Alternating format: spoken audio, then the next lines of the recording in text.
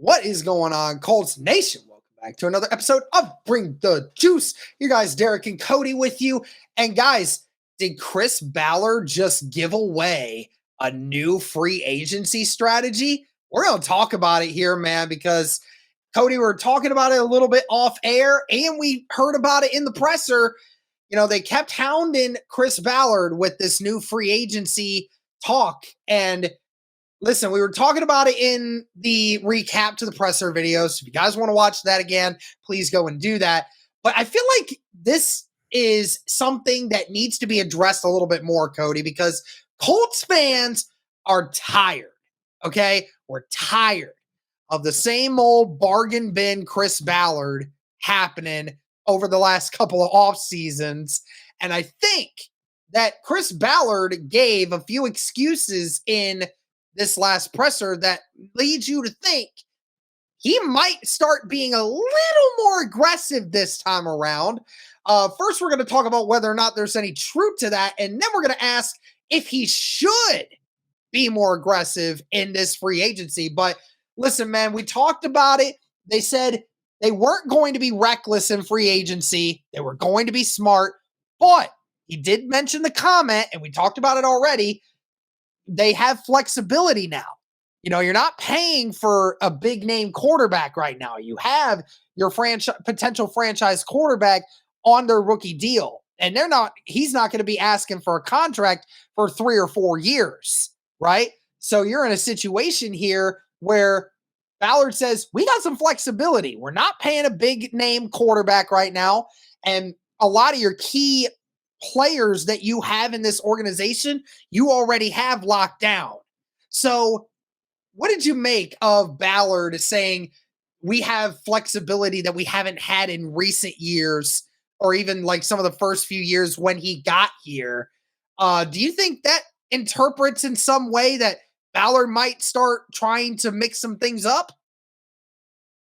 You know, it's interesting because, Derek, I don't think we've ever really heard Chris Ballard say a comment like that. You know, like he's typically been pretty like you said, like we're not going to be. You know, he said some of the things he's said in the past, but adding that little bit of like that nugget of, you know, we have more flexibility this year leads me to believe that the Colts might be a little bit more active than we're used to. And again, the Colts were decently active last year. Let's not act like they didn't do anything. You know, they did sign 2 guys to pretty decent sized contracts. Samson Mabukum, 3-year, $24 million. And then Matt Gay, we already know, you know, one of the biggest contracts we've seen from a kicker.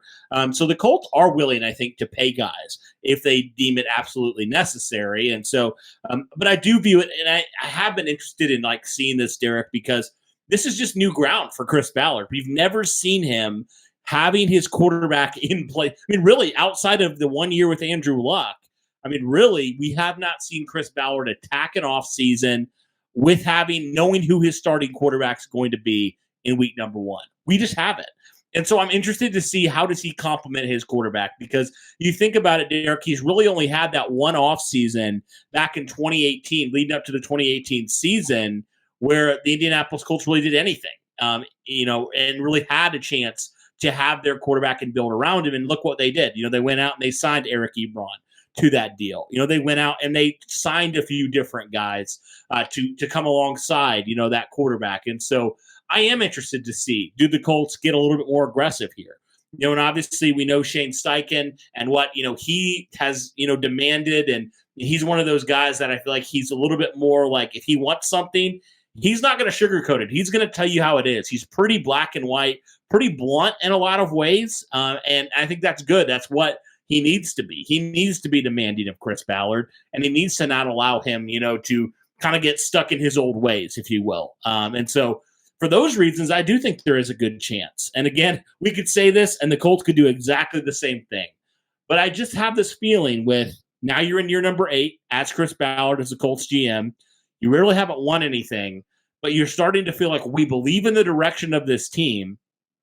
And I've always felt like, Derek, in certain ways, Chris Ballard, if he had his franchise quarterback, he can find a lot of complementary pieces to this quarterback. And so I have this feeling that the Colts are going to be a little bit more aggressive this year based off of that comment, based off of Shane Steichen, and also based off of, like we talked about, in the recap of the presser, just a little bit more of like a pressure that Ballard feels to actually get the Colts into contention and, winning the division year in and year out, getting into the playoffs and really competing for a championship. And so I feel like for all those reasons, he may not have a choice, Derek, in certain ways.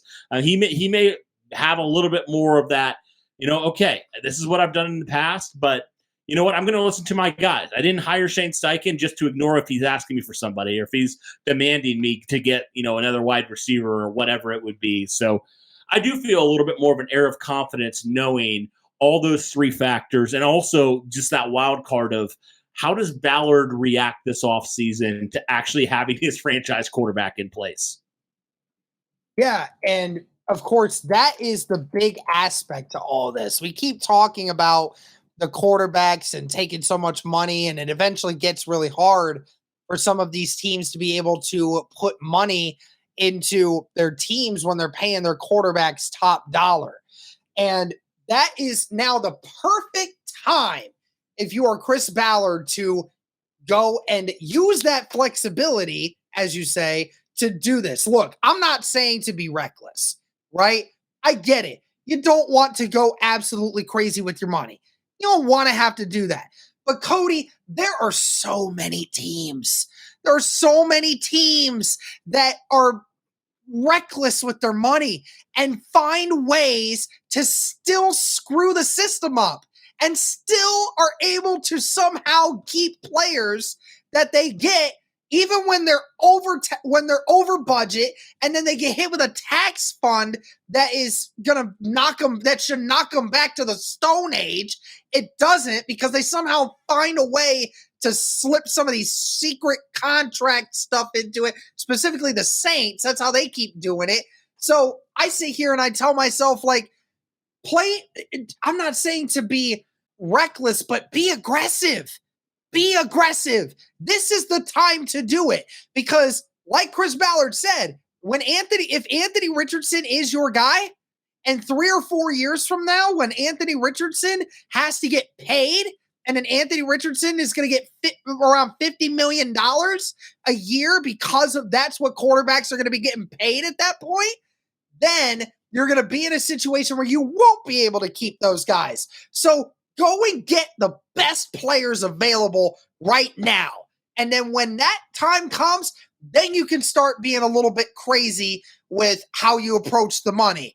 But just go all out on building this roster, because Cody, I'm sitting there, I'm looking to myself, this roster is good enough to fight for the playoffs right now. It is good enough to win the division right now as it stands currently. And with not paying your quarterback big money, this is the perfect opportunity for Chris Ballard to go and do un-Chris Ballard things. That's just my opinion on it. I think this is the one time over the next few years that Chris Ballard has the freedom and the financial freedom to be a little crazy with who he's bringing in. Yeah, and $71 million is what you're roughly going to have this offseason. And again, some of that will obviously be allocated to some of your free agents, to some of your own in-house guys you're going to bring back. But still, Derek, that's a good, healthy chunk that you can use to bring in a couple impact players. You mentioned it. This roster right now, it was only, a better thrown fourth down pass from potentially winning the division. Like, it can compete, and it's shown that it could compete. But Derek, I've said this before, and I'll say it again, I feel like this roster, while it has a lot of, like, the core is really good. Like, we feel good about the core, right?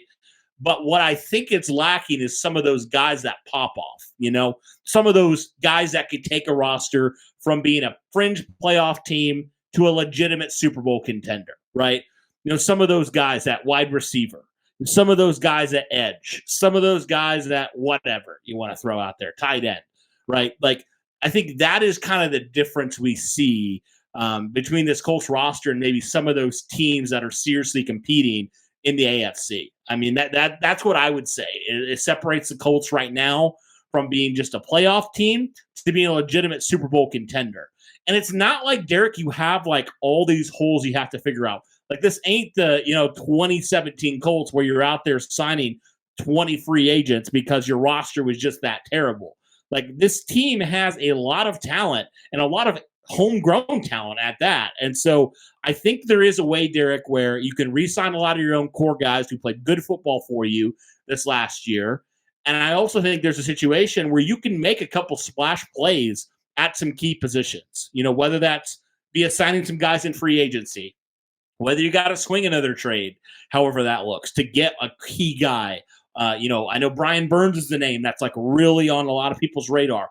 Like a player like that at a premium position, and maybe it does cost you your first round pick, but hey, you know what? You haven't hit on that position with all your draft picks, so might as well take a Cody, chance, I'm going to correct you on this, actually. It's Okay. funny because I just now noticed this. Burns is a free agent after this year. Oh, Yeah, he's actually a free agent this offseason.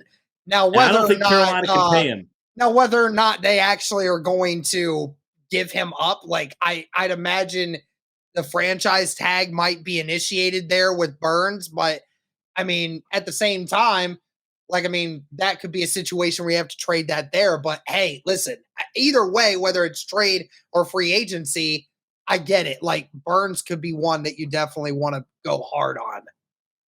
Yeah, but yeah, I mean, just going back to my point, like, can you imagine how this Colts roster would be with, just for example, like a stud pass rusher, like a legitimate number one pass rusher, and a legitimate like tight end one?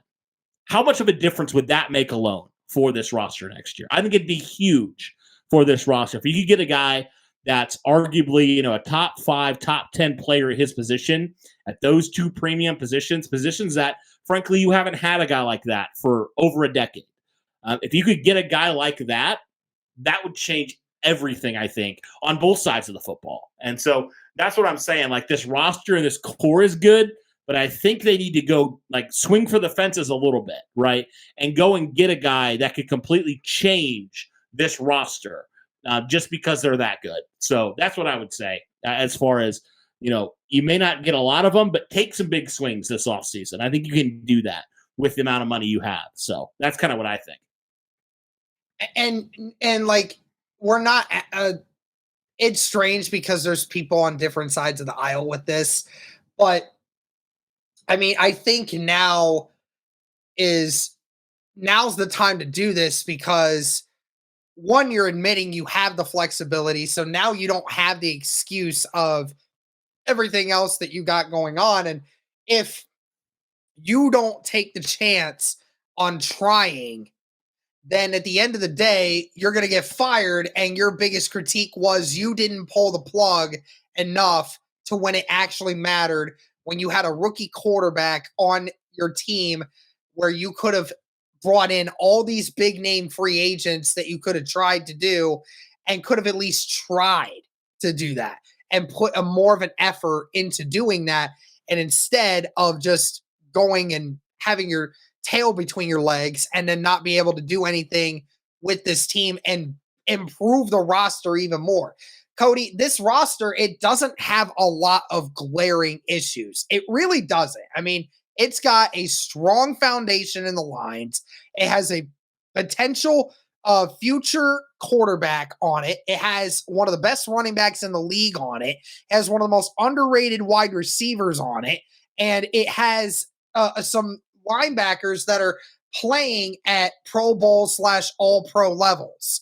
So, I mean, there's not that much craziness to go on with this unit. It's just about trying to fill the holes that are needed in those spots. And I truly think that there is guys in this free agency class that really could set you apart if you're Chris Ballard. Now, we will continue to talk about those players throughout the offseason. That's not necessarily the point of this video, but we're just talking about how whether or not Chris Ballard is admitting to being a little bit more aggressive in free agency this year. And to go back off to the recap video that we were talking about, Cody, I mean, we kind of talked about it a little bit. Almost feels like if he doesn't start doing it, then his job really does start heating up again because, we saw here in 2023, Ballard got the right hire, right, in Shane Steichen, right? And then you had a situation where Indy not only improved, but showed that even when it was melted down at some of the core foundations of this team, it still was good enough to fight for a playoff spot. So now you sit here and tell yourself, if you don't get to a playoff spot this next year, then you start really heating up, because then the question marks start coming back at you for not doing more to help this team. Yeah, and how many more times can we hear Ballard, basically say, I failed or whatever it is? Before it's just like, okay, you obviously don't care enough, or you don't feel that pressure enough to go and make a splash and actually try to improve this roster overnight, right? And so if Ballard truly feels that pressure, like he said he feels in the presser, he will do this. If not, fire him. I don't care at this point, because it's gotten to the point, Derek, where it's like your actions and your words at times have not lined up. And if this is like, I think the most we've heard him basically say we're going to be more aggressive in free agency.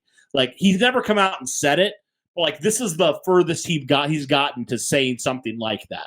So if his actions don't reflect that, Derek, in certain ways, it's just like, all you are is talk, man. That's all you are, is talk and continue to talk about philosophy and stuff. No, like, good football players will help you win. I don't care if it's spending a little bit more money than you're comfortable with. Like, if that player changes the trajectory of your team, it doesn't matter.